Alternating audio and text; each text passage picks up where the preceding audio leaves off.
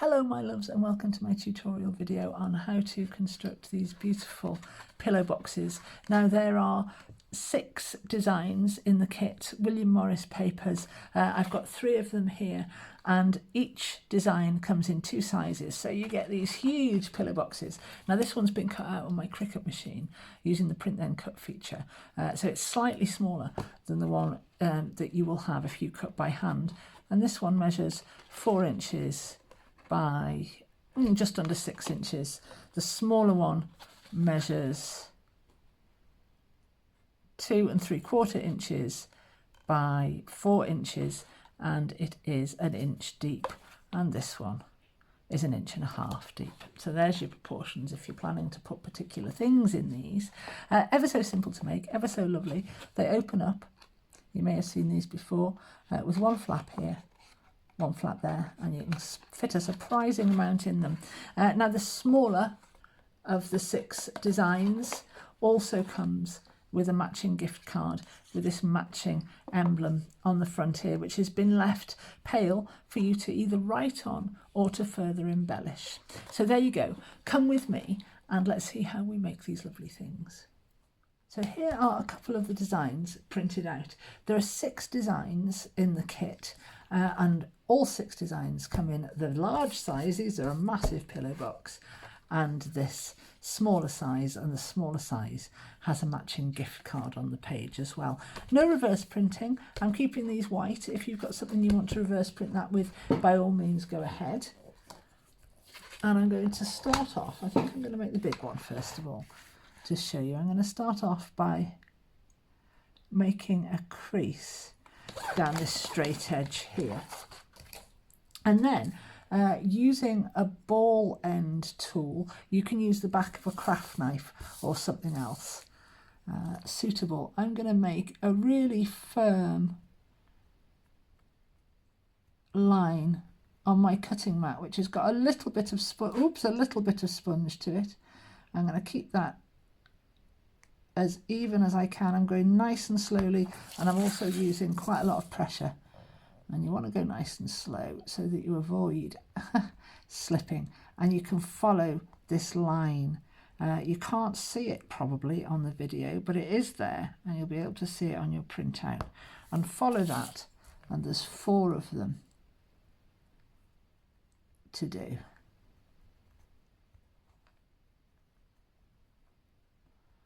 Nice and accurate.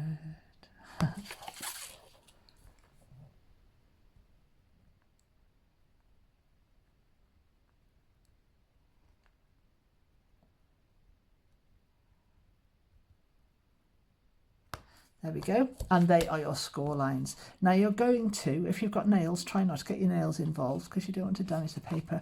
You're just going to press those down, and they go down really quite easily. This is 250 gram. I want this box to be nice and sturdy because of its size, and also this is printed out on my Cricut machine. Hand cutting, they're a doddle to cut as well, so no issues there. There we go. So you've made these folds really effortlessly. You can squish them down again. Fold this piece over. I haven't scored down the middle, which is foolish. There's a line for you to follow down the middle as well. You can make that happen. And then you can fold this flap over, fold this one over to meet it,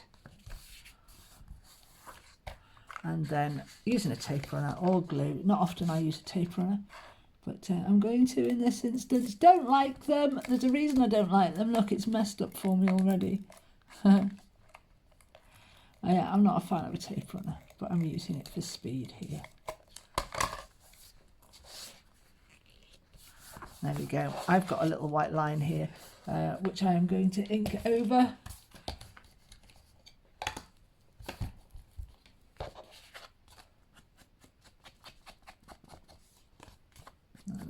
These edges as well, just to give me a nice little bit of definition on all these edges, and lose that end of white paper as well. You don't have to ink.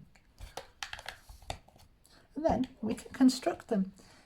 the bottom piece is the piece you want to put in first, is the piece with the little thumb cut.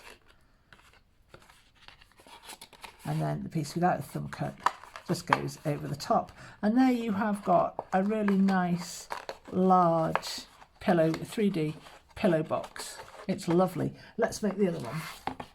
So this smaller one, same again. Make your score down the middle.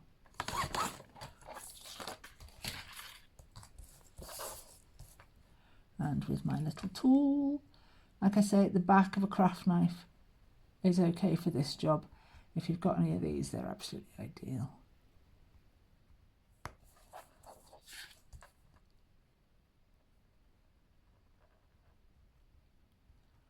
This one's much quicker to do. And as an artist, I've got a very steady hand, and you'll notice a bit of a hack for you here, if you don't know already. Use your wrist as a pivot, so your hand is staying actually quite still, and you're just pivoting your wrist around. Helps you get a nice smooth shape. There we go. Fold that in half. Use the despised tape runner.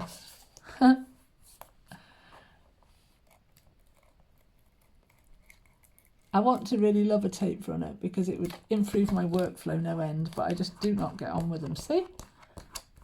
Do not get on with them at all. And then pop your piece down. You see now, if I hadn't been using the tape runner, if I'd have been using glue, I wouldn't have that white edge.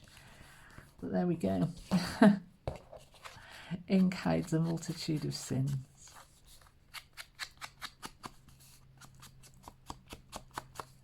Just lightly on this one because it's paler.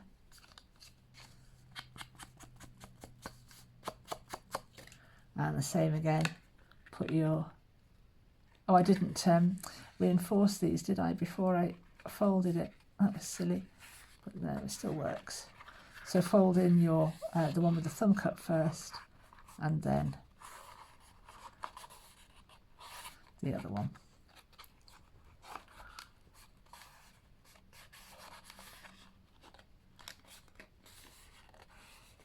There we go. So that's your other pillow box complete, and your gift card, of course, you simply need to fold in half. And this little front panel here with the pale area has been left there for you to either write in or to further embellish. So feel free to do what you like with those, a little bow, another little piece of fussy cutting of some description would work quite well. So there are the pillow boxes done, and your little gift card. They're wonderful. You're going to be able to get quite a lot in there. And then this one is it's a smaller size. It's still very beautiful, very cute. I hope you make these. I hope you love them. The 6 designs are really rather beautiful, and the smaller ones with these matching gift cards I'm particularly fond of. Have a lot of fun, my loves. I'll see you next time.